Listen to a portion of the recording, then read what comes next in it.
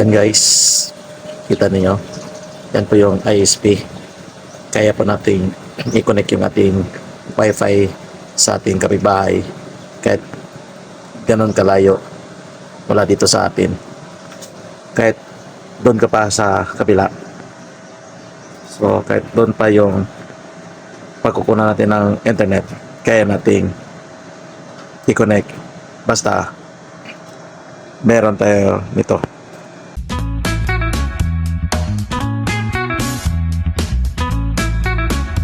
So yan guys, meron po akong i-share sa inyo. So ito yung gamit ko, sikretong gamit ko dito sa bahay.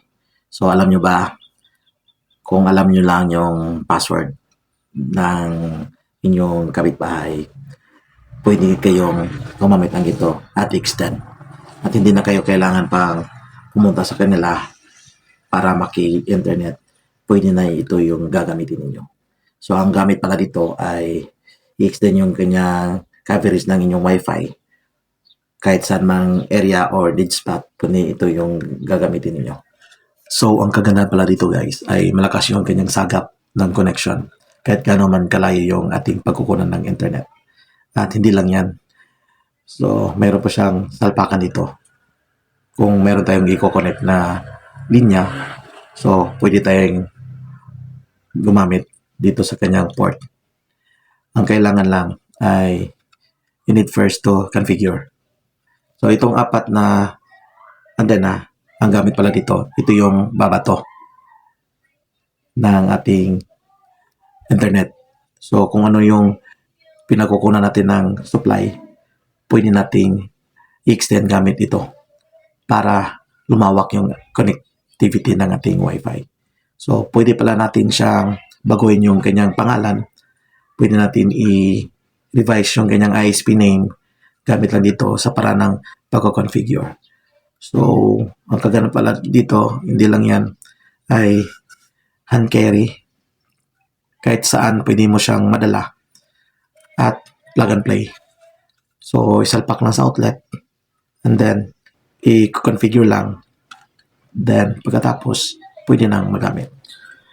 So, bago ko pala makalimutan lahat, kung naset na yung ating repeater, kung gusto mong palitan at magpalit ng pagkukunan ng internet, dito may pindutan. Ito po yung kanyang reset button. Kailangan pag ikaw ay nagre-reset ng repeater, kailangan nakasalpak muna bago natin i-reset. So paano? I-press mo lang ng ilang segundo para mag-reset at bumalik sa default. Pagkatapos, pag okay na, pwede natin baguhin at i-set up ulit itong ating repeater. Kung gusto nyo palang matuto paano mag-configure ng ganito, ay panoorin lang itong ating buong video. So, tara, let's go. So, ang una natin gagawin pala ay salpak ito bago natin i-configure. Itong ating repeater ay na-reset ko na kanina kasi yung purpose natin ngayon ay i-share ko kung paano natin i-configure ito para sa mga naghahanap at gustong bumili ng ganito, at least may idea na kayo kung okay ba ito at paano ba ito ikabit or i-configure, para kung mayroon kayong mga problema about connection sa inyong bahay, baka ito yung hanap ninyo na solusyon para magkaroon kayo ng connection. Dito ko isasapak itong ating repeater dito sa labas. Ito yung ating outlet. Isalpak lang natin ito. Plug and play. And then, may ilaw. So, wala pa yung tawag nating connection kasi i-configure pa natin ito. So, ayan, na salpak na natin sa labas yung ating repeater kasi ang purpose natin doon ay para magkaroon ng source ng connection yung ating CCTV. So, dito, gamit ko ay tablet at i-screen record ko lahat kung paano natin i-configure para matuto rin kayo mag-configure kung kayo ay bibili ng repeater.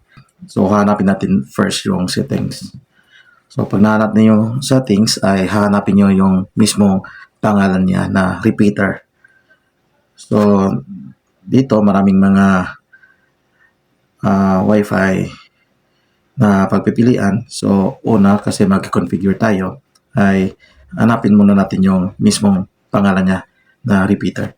So, nakita ko itong repeater 102E. Ito yung ating itatap. Pag natap na natin, ay magdidirekta tayo sa kanyang dashboard. And then, pag napunta na tayo dito sa dashboard, user login, tapos language, wala na tayong babaguhin dito. Ang susunod na gagawin lang natin is magpo-proceed lang tayo dito sa login. Tap lang natin. So, dito, ipakita ko. Dito, yan.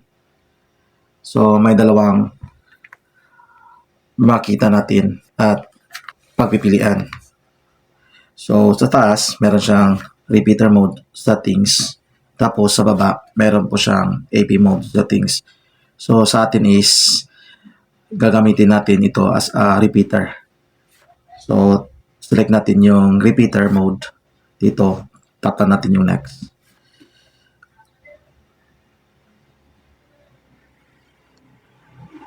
And then, pag natap na natin yung next, so, pili lang tayo dito.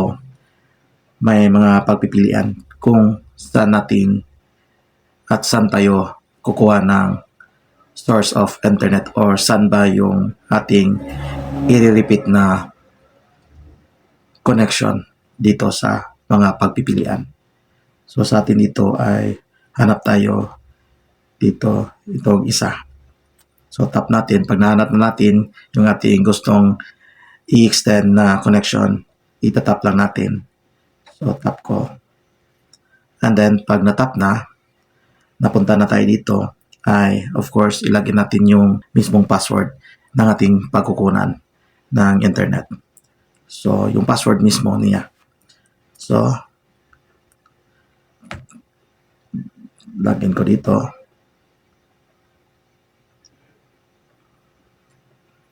Pagkatapos malogin, ay kung gusto nating papalitan, no? Gusto nating papalitan yung pangalan or SSID para hindi magkapareho yung ating connection at maiba naman yung pangalan, ay itatap lang natin itong may box dito sa pinakababa. May check to modify the wireless name of Wi-Fi extension or extender. So, itap lang natin yung pinakagilid, itong box. And then, buwarahin lang natin dito at papalitan lang natin ng pangalan bago natin i-next. So, palitan ko ng pangalan. Sa akin dito is freelancer. So, ang kanyang original is this residence. So, pinalitan ko ng bago para may iba naman sa original na pangalan. So, pagkatapos mapalitan na, itatap lang natin yung next. And then, so, kung okay na wala ka nang babaguhin, itap lang yung finish. Okay. So, automatically, magde-disconnect ka. And then, hanapin natin yung ating pangalan na SSID i-configure. So, doon tayo mag-connect. So, sa atin dito is freelancer. So, itatap natin yung freelancer and then ilagin nyo yung password kanina. Kung ano yung password natin inalagin kanina, same password lang. Ang kaibahan lang ay pangalan. Pero yung password, same pa rin sa original na pinagkukuha na natin ng connection.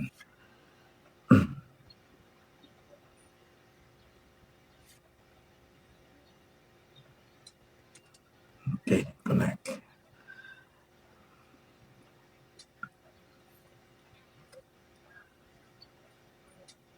Ayan, connected na tayo. So, connected na. Testing natin kung meron na bang internet. Okay.